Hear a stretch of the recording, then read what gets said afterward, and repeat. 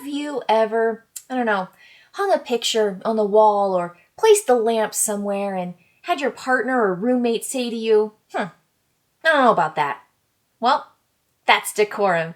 This is a game of passive-aggressive cohabitation where players have these secret objective cards because they have their own personal preferences about the way their house should be decorated, but there is a way for everyone to be happy. You just can't communicate that with your fellow players. So yes, this is a cooperative game, but boy, is it hard to communicate because limited communication, and you're moving all of these different objects around in this house to see, well, what if I painted the walls yellow? What if I put this curio over here? I like an antique wall hanging. What about you?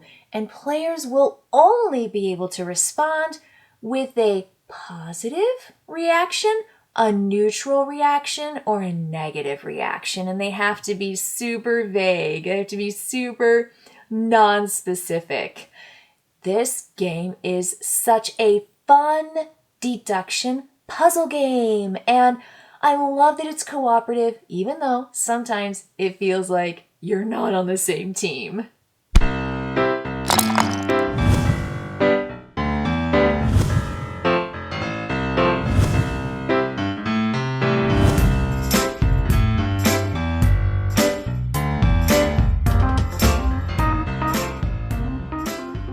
So this base game comes with 20 different scenarios for a 2-player game and 10 scenarios for a 3 to 4-player game. And each game lasts anywhere from 30 to 45 minutes.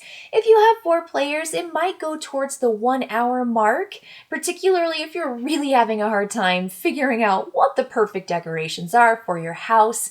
But this is just a wonderful hidden information deduction game. And the fact that it's cooperative makes it, absolutely makes it the coolest game because you really are working together and you have to pay attention to what people are doing and where they're placing particular objects and particular styles and colors in 4 rooms in a house.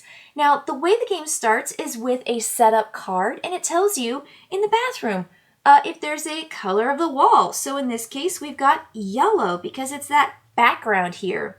We also have that retro style wall hanging. The bedroom is red, so let's add that. There is a cute little curio. It's an antique curio. In the living room, it is blue, the walls are, and there are 3 objects. There is the unusual curio. There is the antique lamp, and there's the antique wall hanging. And then lastly, in the kitchen, the walls are yellow, and there are 2 yellow things in here. Wow, that room really wants to be yellow. This is the way it starts, and every card is going to tell you what the setup is, and every packet is going to have player 1 and player 2, and they give you a little bit of information about what you want in this house. And it comes with anywhere between 3 to 5 conditions. And those conditions are very, very specific. They come in things like the amount of lamps or the particular styles of lamps that also have colors. So it's not just 2 things. You got 3 things that you have to really keep in mind. Or it's got curios or wall hangings, colors of paint, things that are on the bottom floor, the top floor, the right side, the left side. There are all kinds of conditions that, yes, really do work together if everybody can figure out the other player's conditions. And it is just a fun test of trying things, listening, and just doing your best to not get in a passive-aggressive fight with each other. Rounds are pretty straightforward. Every player gets to take an action, they do a fulfillment check, and then there's a time for comments. So what an action means is you can simply take any object from the object board and add it to any open space in any room. Now, that means that this wall hanging can go into the bedroom, no problem. But that's the only room right now that doesn't have a wall hanging. So if I put that in there, fine. And I can put the red one, the green one, the blue one, or the yellow one. Doesn't matter. I pick any one and I put it in there. Most likely I'm trying to fulfill my secret objective, my secret requirement. Another action that you can choose to do is to replace an object. So let's say I don't like that there is a retro wall hanging in the bathroom. I can take this modern one and replace it and put that one back in the supply. Easy, right? I replaced it. This bathroom looks much better for my requirements. Now, another thing I can do is just simply remove an object. I say, I don't like this thing. I don't want it in there. Nah, it doesn't match. It doesn't look good. And that's another one. So add something to an empty space that matches the pattern. There's only space for one wall hanging, one lamp, and one curio in each room. I can replace one, and then I can just take one away. Another thing you're probably going to do is change the wall color. Let's say this room is just way too yellow for you. You take this yellow off and you say, I'd like to repaint the walls red. That works. I like that. It's a much better color for me. Those are the major 4 actions that players are probably going to take on their turn. After performing an action, a player can say, I'm fulfilled. That's your fulfillment check. So if you think that, yeah, based on all of your objectives, all of the requirements needed to make you happy, you have met them all, you can tell your players, I'm happy, right? I'm fulfilled. This makes me happy. That's your fulfillment check. And following that, players are going to comment on what your change did for them. They can say something neutral, positive, or negative. Something positive would say, I love it. That looks great. This is better than before. Those are positive comments. Anything neutral is kind of like a, it doesn't matter to me. I don't care what you do. It's your choice. A negative comment could be something like, no, you took away my favorite thing, or I hate it, or I've never seen you make a worse decision in your entire life than taking that lamp away. And really, the comments are where the fun happens. Obviously, you can't be specific about the thing you really liked about that item, right? Don't indicate if it's a particular style, or if it's a color, or if it's a placement, or whatever. Not allowed to say that, but you could be really emotional in your responses, and that's honestly where the memories come from, because this game can get incredibly emotional. There should be no other communication at any time in this game. That's what makes this game really fun. There is limited information, but having this reaction to what someone just did is really important. It's important to pay attention to your partner or partners to hear what they do like or don't like about it, because you're going to have to not just be bullheaded about your decisions. You've got to adjust and you've got to react to them as well. After every player has made an action, done a fulfillment check, and given comments, the round marker will move. Now, at a certain point in the game, the round marker will cross over to the double hearts, and that means that you are going to have either a heart-to-heart if it's just a 2-player game, or you'll have a house meeting if it's a 3 to 4-player game. And those are going to be opportunities for you to share information about what your objectives really are. And it's vital to success to actually get detailed intel. In a 2-player game, you only have 3 heart-to-hearts, and then the game is over. If you do not figure out each other's goals and make the house happy for both people within 30 rounds, you lose the game. Hopefully you will figure that out ahead of time. In a 3 to 4-player game, players have 5 house meetings, and so you'll be able to share your information up to 5 times with other players, strategically picking the person you think that could best help you or who needs that information the most, because again, they seem to kind of be fighting against you every stretch of the way.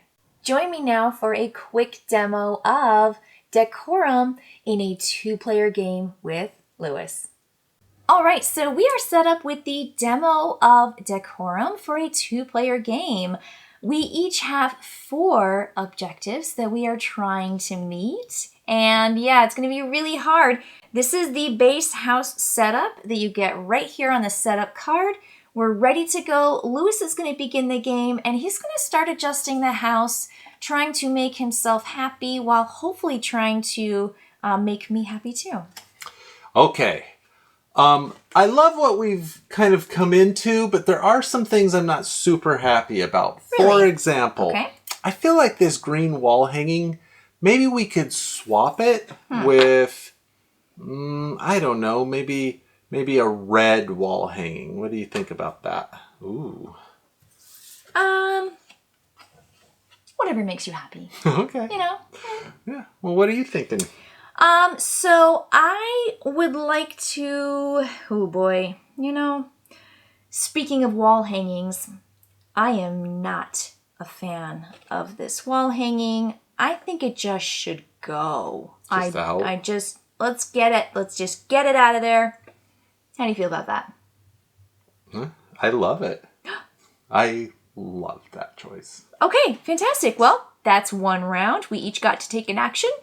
Round 2, Lewis. Okay, so here's the thing. Okay. Uh-oh. It sounds big. I'm not a big fan of this curio. Okay. And so I'd like to just get it out of the house. We are clearing out the upstairs. Yeah. You know what? Boy. How do you feel about that, though? Is that...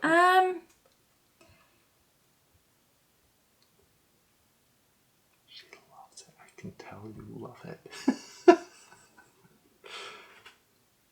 I think it's okay for now. Okay. Yeah. We're fine. All right. I think we're gonna have to move. Maybe not. Yes, we're gonna have to move downstairs. I think the upstairs we're just gonna leave it as is right now. Maybe. Who knows? Who knows?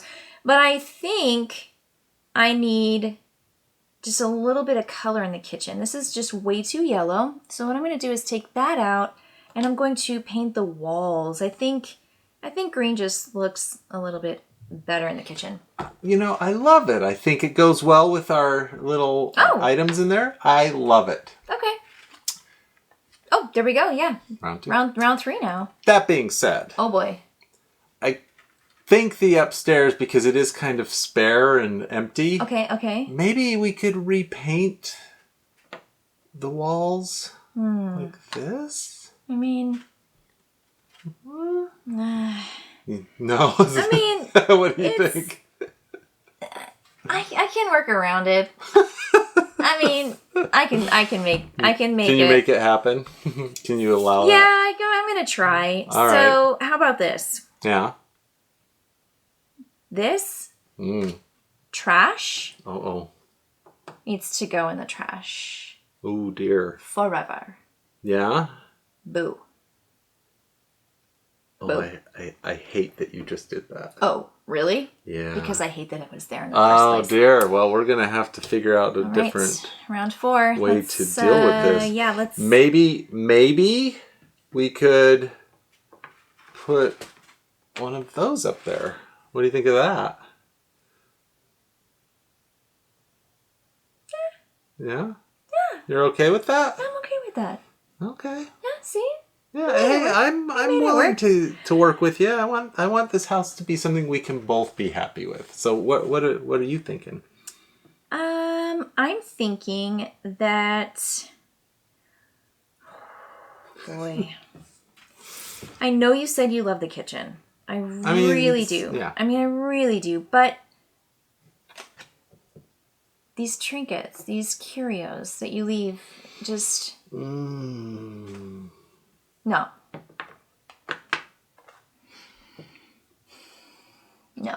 I hate that so much. You've destroyed what? our house. Okay, well, why don't you try to fix it, maybe? I'll try. What if we were to instead take that curio out of the trash can and move it upstairs? Would that be okay with you? That might be the worst choice you've ever made. No. I mean, seriously, it might. I mean, it just might be. I mean, you could still, in the future, make bad choices, but that's pretty bad. It's bad, huh? So what are you going to do about it? What I'm going to do about it is I'm going to swap. I know you want. Okay. I know you want this. What about this? What about that? Is that acceptable? It's really not. No, okay. Oh no. I mean, Oh boy. I can't have that. All right, so It goes to 6 now. hooey boy. But Okay. it's specifically this that I hate. Oh. And I'm wondering if maybe we could swap it for that. I see what you're doing. Do you? It's not a move in the right direction. Oh. You know. Okay. Well, maybe you have a move that's more in the right direction. I don't know. Okay. I do. I do have a move that's in the right direction, and it is. Oh, how about this? Okay. What if? Yeah.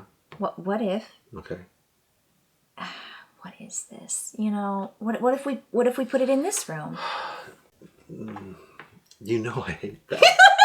I hate it. I hate it so much. Okay. Oh dear.